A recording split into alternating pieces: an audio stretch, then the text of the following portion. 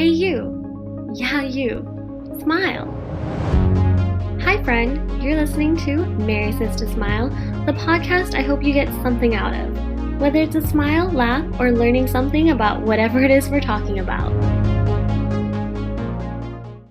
Hi everybody, it's your girl Mary, and today I am joined by... Noah. He is so excited to be here.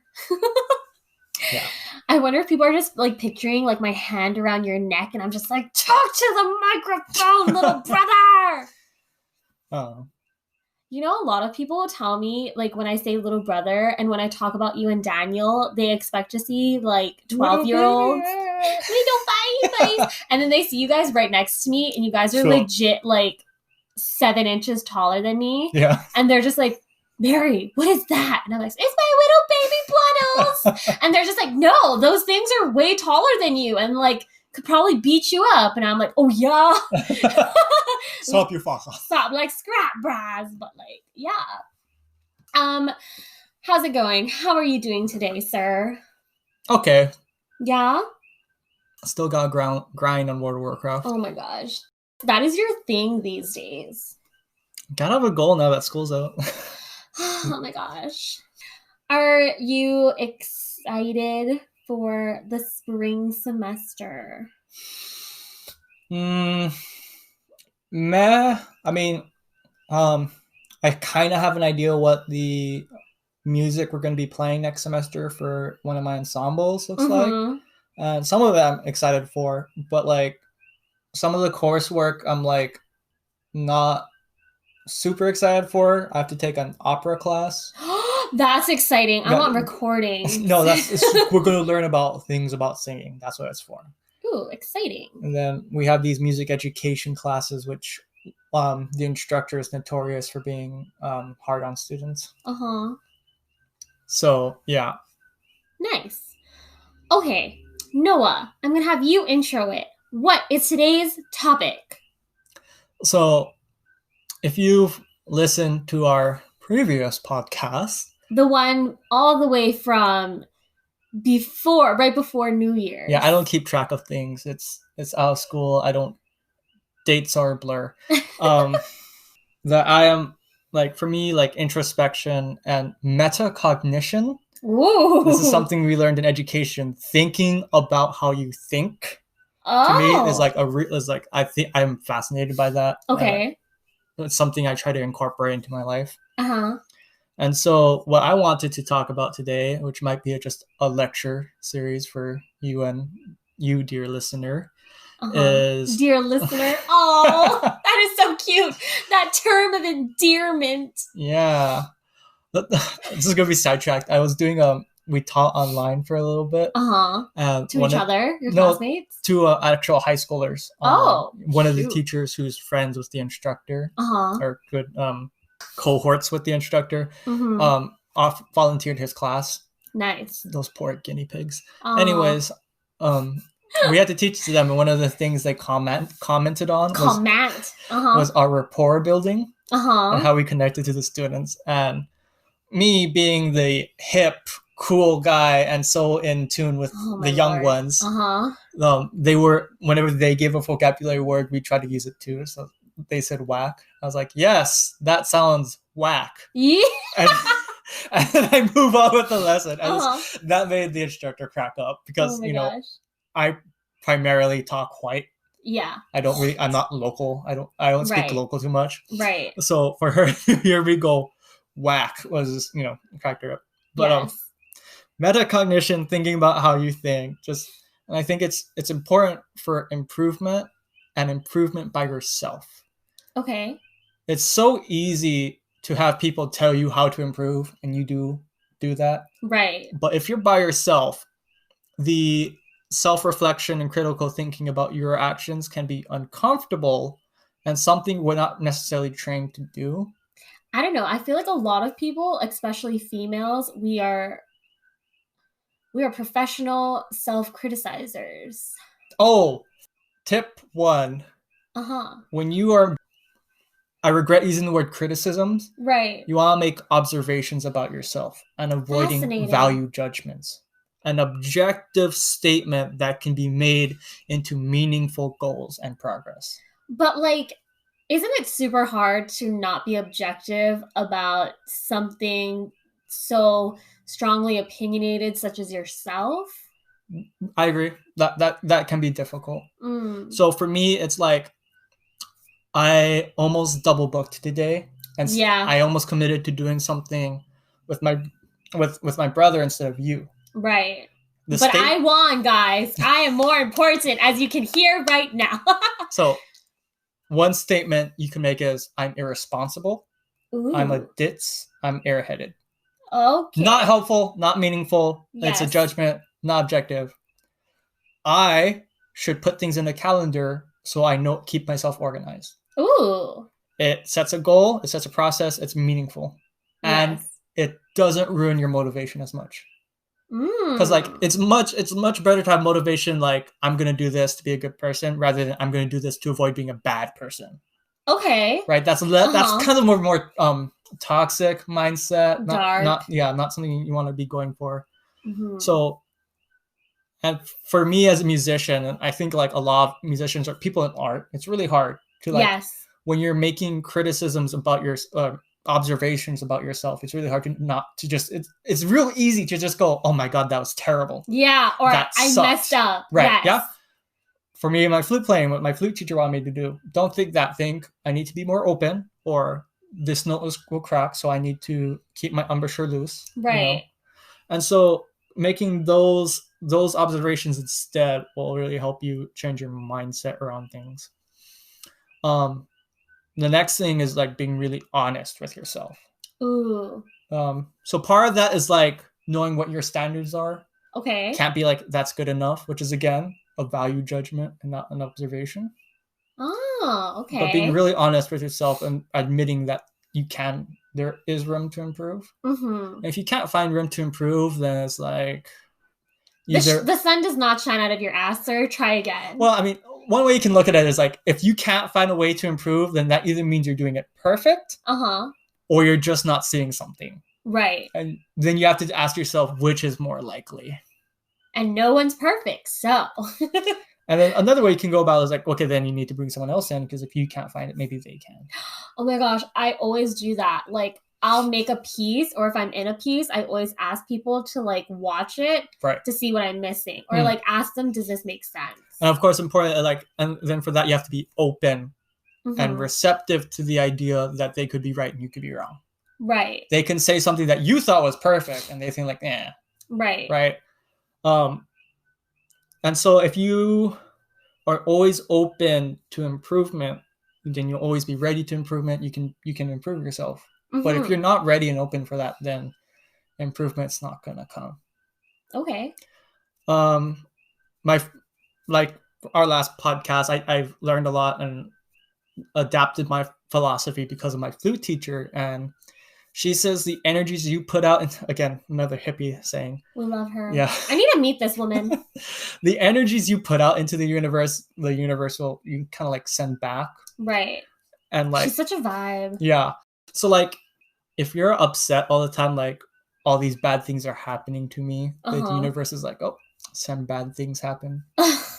And then, so like sending out those positive energies, and which can also come out in.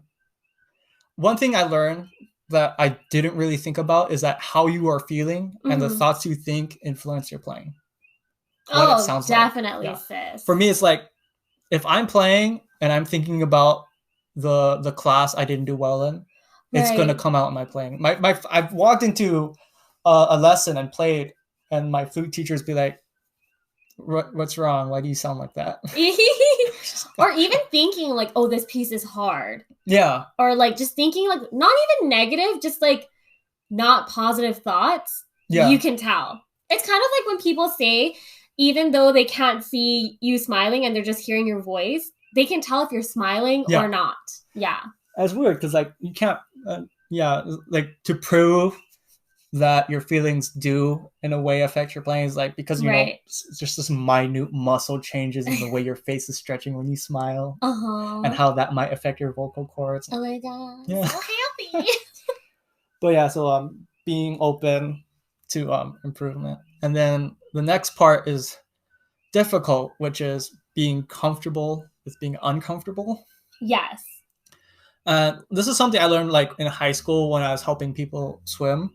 Okay. When you're swimming and say your arm is out of alignment, but you're used to it being out of alignment. Right. Anything out of that bad alignment will feel really different and Weird. Uncomfortable. Yes. Yeah.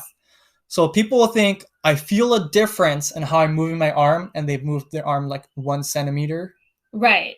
Which they need to move like a couple inches. Right. And for them, that feels like a foot. Right. And I tell them, your arm is too far out. Make it feel like it's crossing in front of your face. Yeah, like in backstroke too. Yeah. You think your arm is going, like, you think your arm's in line with your shoulder, it's behind your head. You have to make it feel like it's out, like just by your waist. Right. And so when they do it, it evens out, and then it's in the perfect alignment. And they have to get comfortable with being that uncomfortable. And then the same thing for me with my flute. I was very comfortable in what I was doing. And if it was easy and comfortable, it meant that I was doing the same thing wrong. Right. And for us, if you want to improve something, it's going to be difficult because it's uncomfortable. Yeah.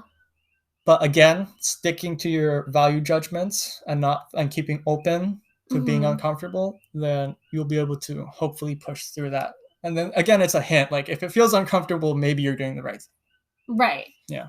Because also, like, you just have to do, it's only going to be uncomfortable for, like, hopefully a little while. And then if you do it enough, it won't be so uncomfortable. Yeah. Like, my friends, like, they don't necessarily, like, I'm the only extrovert in my friend group. But I feel like by taking them to social gatherings with people, they get slightly more comfortable. Maybe. Yeah. They're uncomfortable, for sure. But it's, like, practicing social awareness, or just, being able to speak with other people comfortably, I think is important. But in reverse, it's uncomfortable for me to just be by myself and hang out in my house. But I have to be uncomfortable so I can get used to that. Yes. Yes. And then once that thing gets comfortable, you can look for another thing to be uncomfortable with. For me, it's like we constantly want to be uncomfortable. She says like constantly be uncomfortable, and I was like, no. It's like my hands like gotta be constantly loose. And it feels weird keeping my fingers close to the silver. And like, okay, great. And I got comfortable doing that. I was like, okay, gotta adjust your shoulders, gotta adjust your intercostal muscles. And I was just like, oh, it's hard. Sometimes I feel like I confuse uncomfortable with like small adrenaline rushes. So I feel like sometimes when life gets very boring and stale, I need to spice it up. So I'll do like stupid stuff. Interesting. Or like every couple of months I have to jump off of something. So I usually go to like South Point, or like if I have to, like Coconut Island. Right. Very small. But like I just need those little moments. I think that's just releasing tension more than anything. Well, I also like to give random hot men my Instagram handle, phone number. Okay, yeah, I suppose that's thrill seeking. Yes. It is. Have you ever given someone you thought was very attractive your phone number or Instagram handle, sis? No. That's what I thought. You should try it. Be uncomfortable. I regret being on this podcast now. Oh, let us know if you think Noah should give the next physically attractive person he sees his phone number or social media handle. Let us know. So this will be the last podcast I'm ever going to be on with my sister. Please, you love it. Or be uncomfortable, Noah. Grow. How dare you use my own advice against me? Oh my gosh. Okay. And the next thing I wanted to talk about is what I feel like can impede self-improvement. Okay. Which is the concept of ego. Ooh. And I feel like it's something like people talk about in a general sense that they've heard other people talk about, but they don't fully comprehend. Right. In a way that, like, they say you have a big ego. Okay.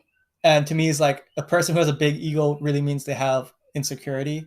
Small PP. Which is a small ego. Right. If, for me, it's like I kind of get irritated because I see people who are always trying to, like, there's this one musician in the ensemble who would shift the conversation to talk about her accomplishments and the things she does. And I just got the sense that she was just showing off what she was doing. Can you imagine if she listens and she goes, Noah, was that me? But probably not, because literally like 5 people listen to this podcast. No, that was a different Noah who lives in Hawaii and goes to Richmond Noah, who's an education major. And plays the flute.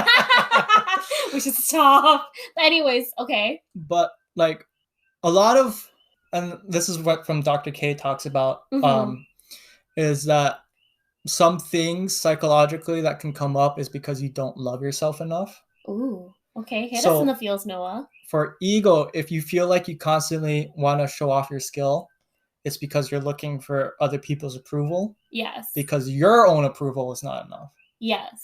If you don't love yourself and appreciate your accomplishments enough, then you have to seek that approval from other people. Play Justin Bieber's Love Yourself. You continue. So like for me, it's like I've always wanted to like talk about like, oh, I know a lot about music theory and I know a lot about this and that. Right, and like, that's cool. That's something you don't need to show off though. Be content with just knowing that you know. Oh, okay. And for me, it's like I realized like I liked classical music because I thought then I was like upper class and like I had higher tastes. Ooh, okay. Right? I was like, why not just love music for music's sake rather than love music so other people think of you better, right? Ooh. Yeah. And to have those thoughts to like first come up and realize, hey, you were small PP energy. Yeah. It's really uncomfortable to think about that.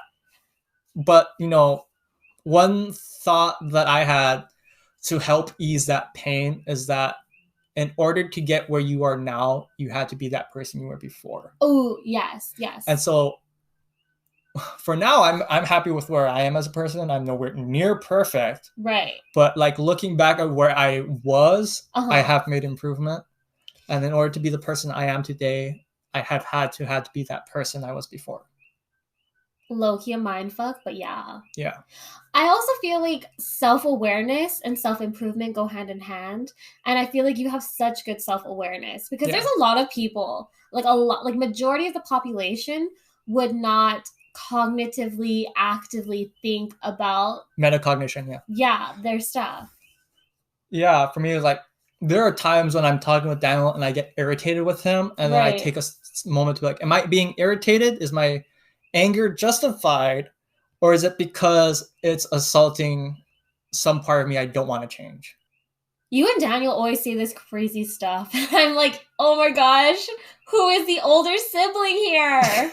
So like Daniel's getting on my butt to tell me to do the dishes. And I'm like, well, why don't you do the dishes? Yes. Right? And then I take a moment like, okay, was that anger because he really needs to be doing the dishes? Or is it because I just didn't want to do the dishes? Right. And if that's the case, then I need to take a step back and I need to take a moment like, you should be able to do the dishes anyways. It shouldn't be that big of a deal. Right.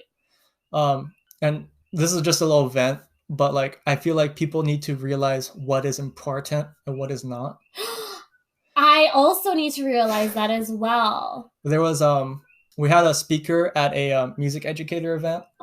And he was locked out of his hotel for like 4-6 hours. Oh. Because they messed up and the room wasn't ready. Oh, okay. And he was ready to just yell at them. Ooh, right? Chew them out. Yikes. But he told us, like, keep things in perspective. He was diabetic and he had a potential for a heart attack at like 40 or 50. Oh, wow. That's a problem. That's something you need to be concerned about. Right. Being locked out of your hotel room for 4 hours. Right. Kind of pales in comparison, right? Yeah. And people are human. They make mistakes. Yeah. So like you can get angry. Yeah. You're welcome to have those feelings. Those feelings should happen. They're valid. Yeah. But you need to take a moment to realize, okay, do I need to let these feelings affect me? Yes. That non-attachment we talked about last time. Right. Is this really something important that I need to be worked up right now? Do you act on your emotions? Me? No, like I feel like that's a part of it. Like, yeah. Assess what you're feeling, but at the same time be like, is it really right to act on this? Yeah, should those feelings affect you? Right. Like when girls go through breakups and we chop off all of our hair. I need to take time to think that through, but I don't know. So yeah, just like for me, it's like I'm finding myself more analyzing like when I do something, am I doing it for what I think should be the right reason? Yes. Am I liking jazz music because liking jazz music is cool, or do I like this music genuinely because I enjoy it? Excellent topic. I feel like you taught me a lot about that, and I hope my listeners also got something out of that. Oh, yeah. This is a disclaimer I wanted to put at the beginning. This is all, this is my opinion. Yeah. And if it resonates with you and it's something you can take home and it helps you improve, then I'm really glad to hear that. Good for you. And if it's something you're doesn't make sense to you, or it just doesn't work out, I mean, there are other philosophies you can take, and this is just one I think has worked for me. Yes, I agree. I think you said really great stuff, though, and I'm very happy you came back. I feel like when you come on, it's like life lessons with Noah. You can say life lessons, but I've only been on this planet for 21 years, 22 soon in a couple months. So I don't know how much life experience I've had, but again, if it resonates with you, all better for you. Let us know. Send us an email. What did you think? Are these things you possibly want to think about, implement in your life? Let us know. And then I'll forward it to Noah. Well, thank you very much for being here. Yeah, thank you for having me. Looking forward to more of these, and looking forward to you dropping that IG phone number to someone. Sure. Alrighty, guys. I hope you enjoyed this. And now that's all that's left to say is bye. Bye. Hi there. That was an episode of Marysaystosmile. Please like, share, review, and subscribe. Basically, however you're listening to this podcast. Also, I've made an email for you guys to send questions or topics that you would like for me to discuss/talk about. It's going to be himarysaystosmile@gmail.com. One more time, himarysaystosmile@gmail.com. Anyways, I hope you have the most amazing day. Bye!